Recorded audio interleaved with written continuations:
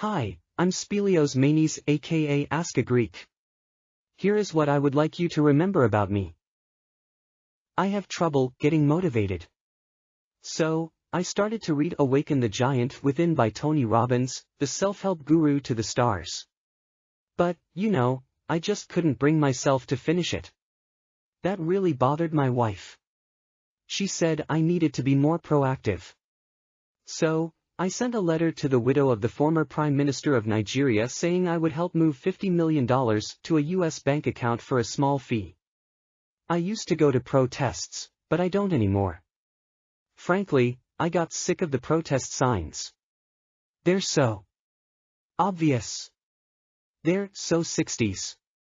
But I tell you, if I did start protesting again, I'd use signs with deep metaphoric meanings, things that make you think. Signs like, don't let the banjo replace entropy. Critical theory and iridium mines don't mix. Go manufacture consent in Antarctica. Discourse is not life. I think that would make a bigger impact than stop the war. I would, however, consider protesting against Disneyland. It seems to engage in false advertising. If Disneyland is the most magical place on Earth, why can't Dumbo fly without flapping his ears? And why isn't the food free? Remember that episode in Star Trek Next Generation where Data tries to become a comedian? So, he went to the holodeck and conjured up a pre-fascist Joe Piscopo as a mentor. He learns all the old shticks, ladies and germs, the Johnny Carson golf swing, the cigar, Old school. Unfunny. And then he does a routine in front of a holodeck audience, and since the audience is programmed to laugh, they find him hilarious. But Data gets suspicious. He realizes they'll laugh at anything. Demoralized, he ends the program and exits the holodeck, leaving his comedy career behind. But here's the thing. I thought Data was funny. Joe Piscopo, not so much. But Data. You see, it was all meta. He says, I know you're out there because I can hear you breathing. But it's a holodeck audience. They don't breathe. They're photons. Get it? Ladies and germs. Not funny in the real world. But in a holographic simulation, there are no germs. And no gentlemen. Do you see how meta it is? Back me up on this one, folks. I really love ghost hunter reality shows.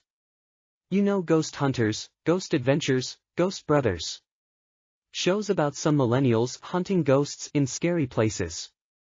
I got in contact with one of them to see if I could be on the show. We had a lot of discussions and I built up a real personal rapport with them. I really felt close to those guys. Then for no reason, I never heard from them again. Yep, they ghosted me.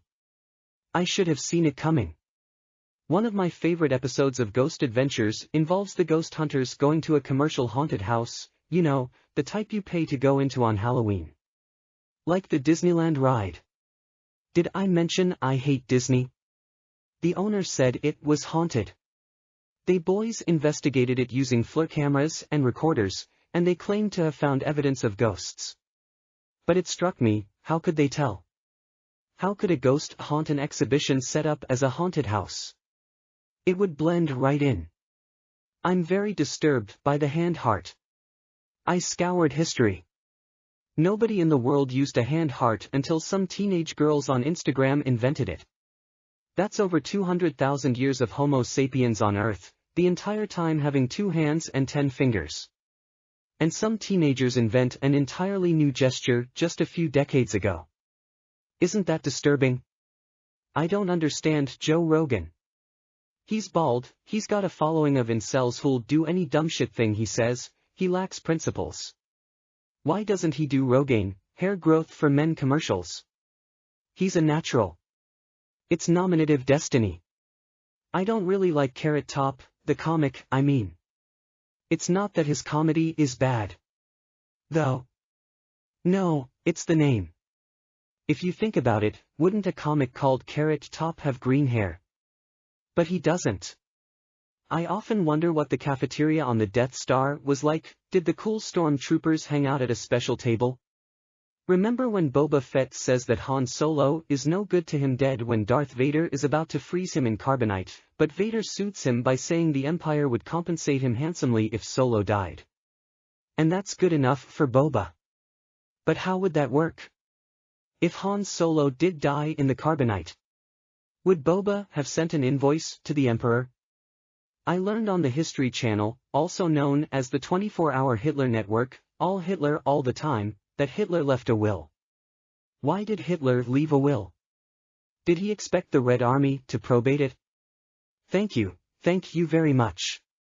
And don't forget to tip your waitresses.